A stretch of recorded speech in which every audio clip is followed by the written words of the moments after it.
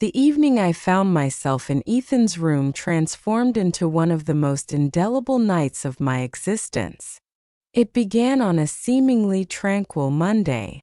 As I reclined in my bed, my gaze fixed upon the ceiling, the rhythmic tick of the clock on my nightstand punctuated the silence, each tick a reminder of time slipping away. For weeks, restful sleep had eluded me.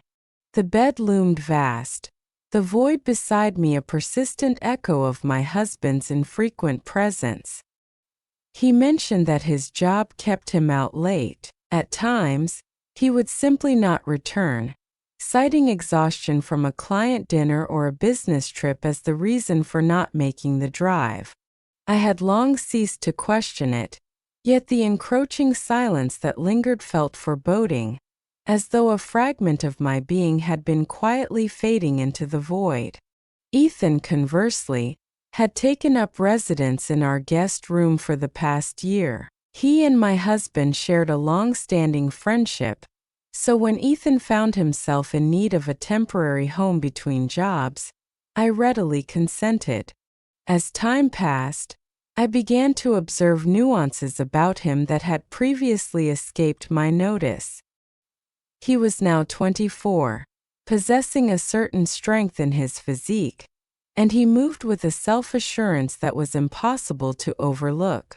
The once playful fellow, known for scattering soda cans in his wake, had metamorphosed into a figure who ignited a tumult of emotions within me.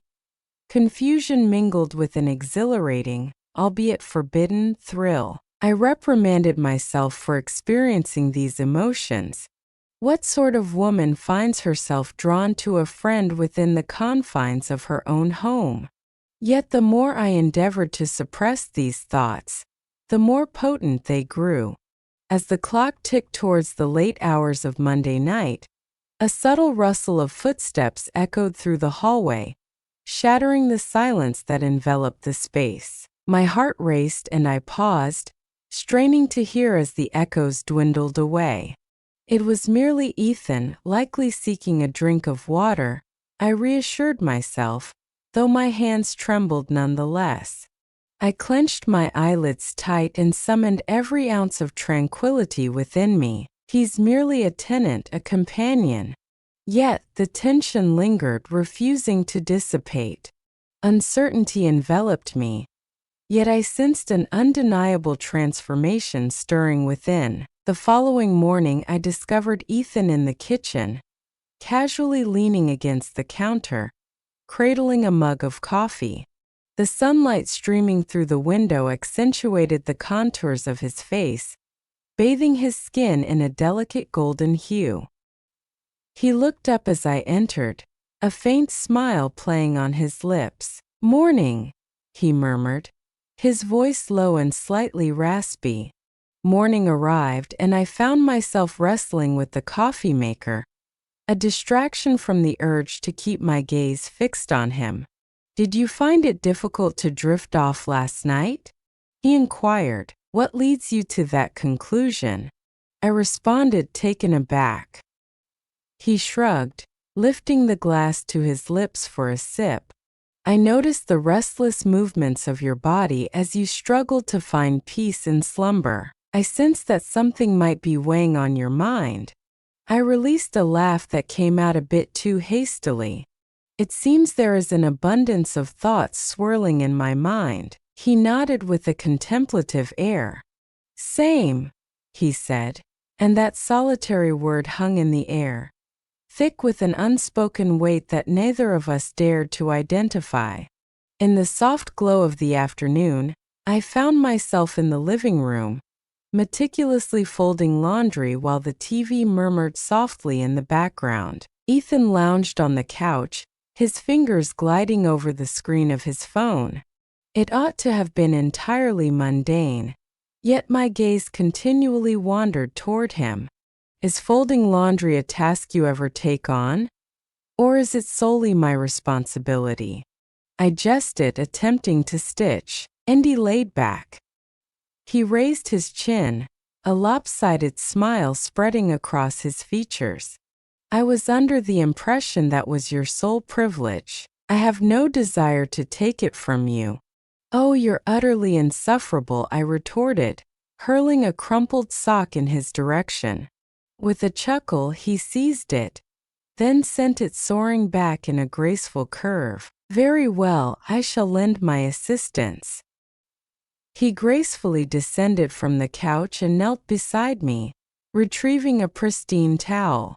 With unexpected skill, he folded it. I regarded him with a hint of amusement.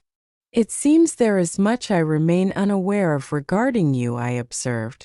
He cast a fleeting look my way, a warmth that sent shivers down my spine. You might be astonished by the extent of my capabilities when I put forth the effort. My heart raced at the sound of his voice. His words danced with a hint of flirtation, yet beneath the surface lay a deeper intrigue. I averted my gaze, concentrating on the crumpled t-shirt clutched in my hands. Well, let's see just how consistent you can be, I quipped, managing a laugh that felt a touch too light. Anything to ease your burdens, he whispered softly. Heat rushed to my cheeks at the gentle quality of his voice. That evening I retired to bed early, yet slumber eluded me. The absence of my husband lingered in the air, the space beside me in the bed achingly vacant. As the clock struck midnight, a profound sense of loneliness enveloped me, revealing depths I had yet to confront. The memory of Ethan's subtle smile and the unspoken worry reflected in his gaze lingered in my mind.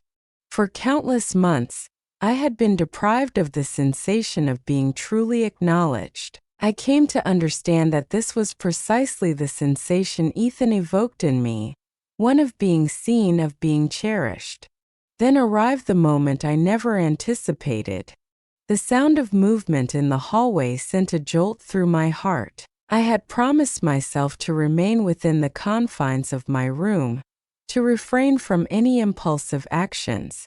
Yet an unseen force within me urged me onward, compelling me to rise from my bed and traverse the quiet corridor, until I found myself poised before Ethan's partially ajar door. Though my mind clamored for retreat, I resolutely pushed the door open. A dim lamp flickered within, casting elongated shadows that danced upon the walls.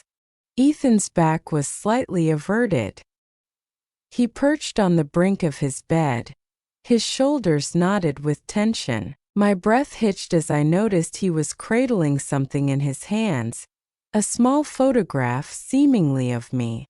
The edges appeared subtly frayed, as if he had been caressing it for solace. He was oblivious to my arrival. I observed him glide his thumb softly across my face in the photograph, an almost affectionate movement. A wave of shock surged through my chest, mingling with curiosity and an unexpected, disquieting thrill. "Ethan?" I murmured. With a jolt, he pivoted abruptly, the photograph cascading from his grasp. Upon catching sight of me, a look of astonishment briefly crossed his features, quickly replaced by a blush that suggested a hint of embarrassment.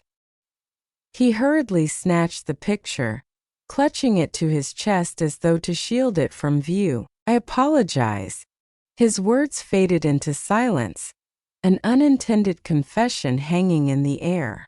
My heart raced with such intensity, I feared he might catch the sound of it. I closed the door softly, taking a step ahead.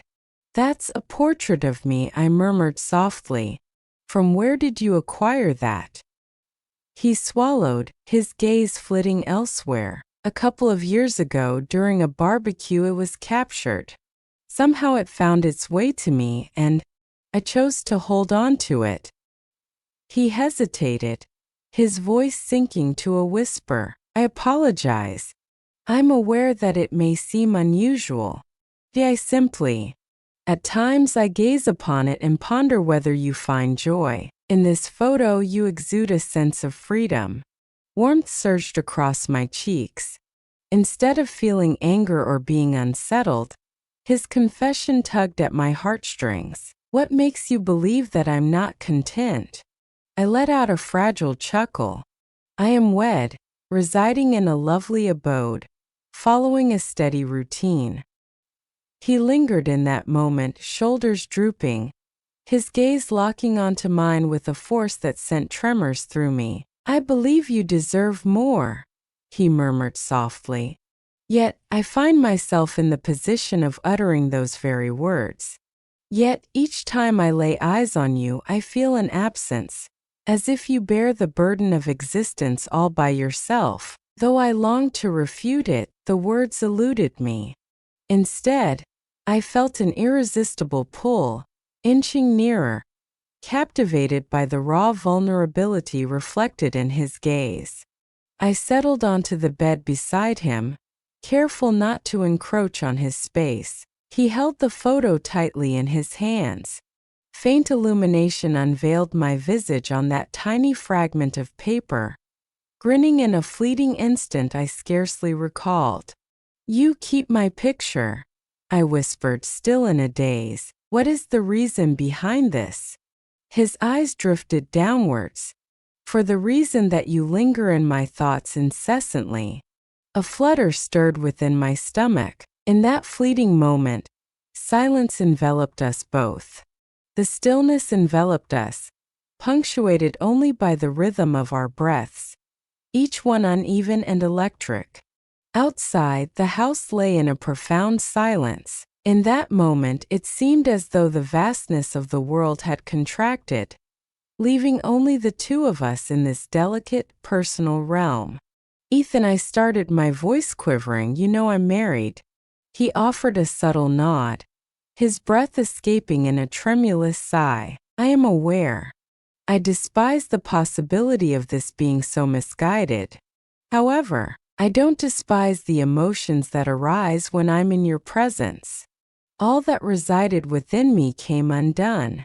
Before I could rein in my impulses, my fingers glided over his forearm, a fleeting touch that spoke volumes. He exhaled a trembling breath, rotating his hand palm up, inviting our fingers to intertwine. The touch was charged with an energy that seemed to validate countless emotions left unsaid. I've attempted to brush it aside.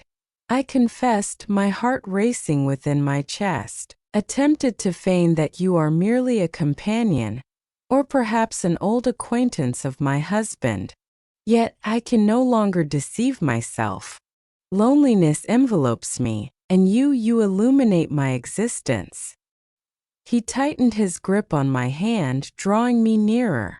The heat of his presence surrounded me, and a surge of desire sparked within my very being. We were near enough that I could discern the subtle stubble on his jaw, the quick rise and fall of his chest.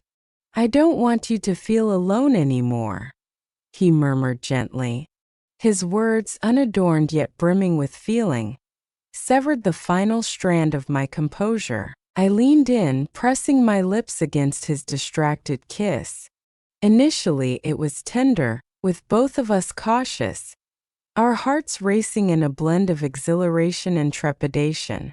Yet, as he reciprocated the kiss, it intensified, and I became enveloped in the primal feeling of it. My hand instinctively traveled to the nape of his neck, while his fingers wove themselves into my hair.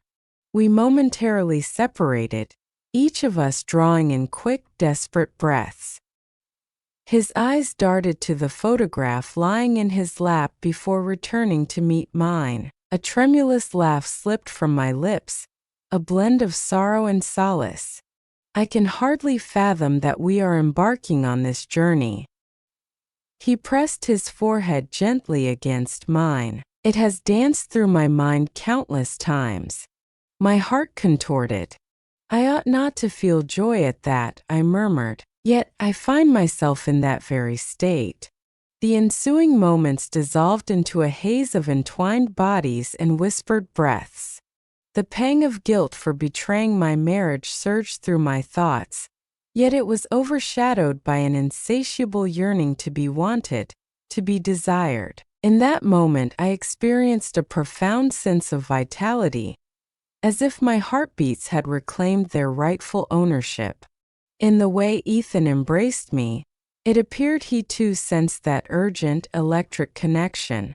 In the end, we found ourselves lying next to each other on his bed, the photograph resting quietly by the pillow, a mute observer of our hidden truth. It was almost unbelievable, the realization that I had ventured into territory I never imagined I would dare to tread.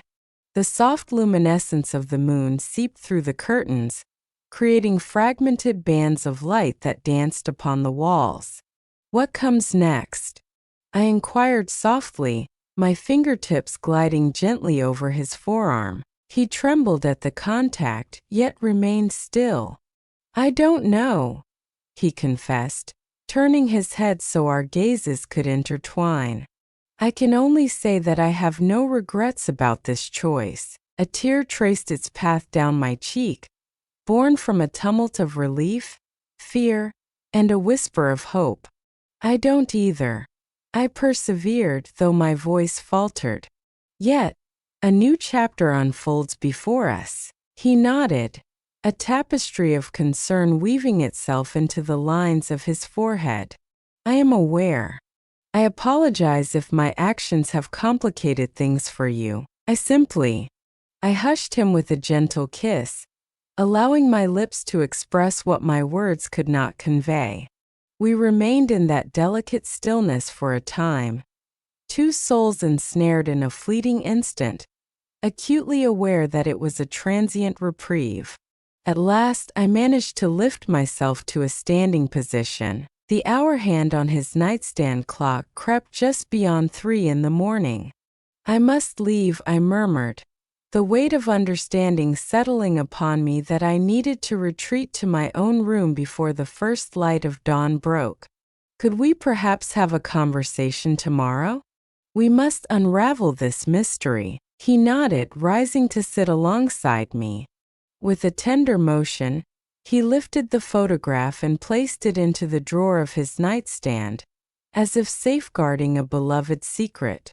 My eyes were drawn to that drawer, a flush creeping across my cheeks at the notion that he had been clutching my image just moments before I entered. "I will be here," he stated plainly.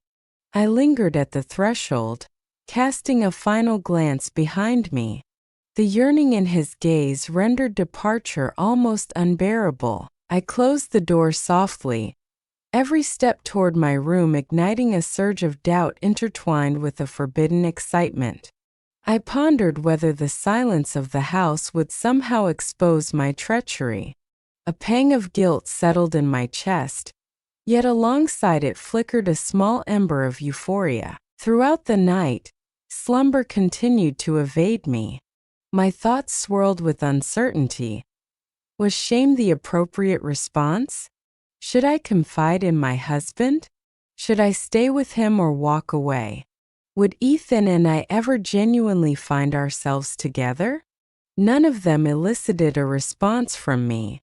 All I understood was that the void I had experienced was, for a fleeting evening, supplanted by a feeling of belonging I had not realized I craved so intensely. In the days that ensued, we navigated our shared space with a delicate caution, exchanging fleeting glances in the kitchen or living room that conveyed more than mere words ever could. In the stillness of night, when solitude enveloped us, our affection would once more unfurl, kisses taken in secret behind closed doors, whispered confessions, and fingers grazing beneath the table. It was exhilarating, audacious, and shrouded in mystery. A part of me yearned to bring it all to a close, to distance myself from him before the situation spiraled further into chaos. Yet another aspect, the one that ignited warmth for an extended period, clung to Ethan as if he were my final lifeline. The uncertainty of what lies ahead remains a mystery to me. My husband continues to be unaware. I find myself caught in a conflict, wrestling with the weight of my marriage vows while grappling with the undeniable affection that has begun to flourish between Ethan and me. I cannot hold him accountable. This was a decision I made as well. For the first time in what feels like an eternity, I sense a longing within me, a desire that makes me feel achingly vibrant and truly alive. What course of action should I take? A tiny fragment of my being yearns for someone to provide the answers that elude me. A different facet of my being contemplates whether I will ever possess the strength to pursue what is right, whatever form that may take.